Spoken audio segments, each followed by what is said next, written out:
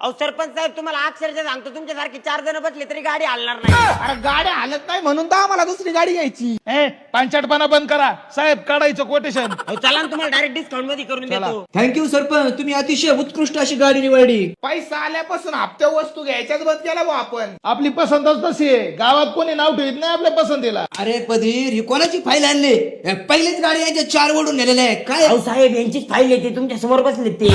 काय बोलतो? अरे काय विषय हो? अरे तुला लाज वाटली पाहिजे, 4 डंपरतोय भरोशाव खाली पाठवले, तू लोकेशनला होता म्हणून धरून नेले तिकडे, म्हणून ते हप्ते नाही भरले त्याचे. साहेब 100% करायचं दिसत नसतं मला. यांचे का बघून वाटले लय चांगले कस्टमर आहे. अरे मी म्हणतोय गावात फायनान्स वाले हलपाटे का मारितात, फायनान्स वाले आले का मला वाटायचं माझ्याच घरी येतात का काय.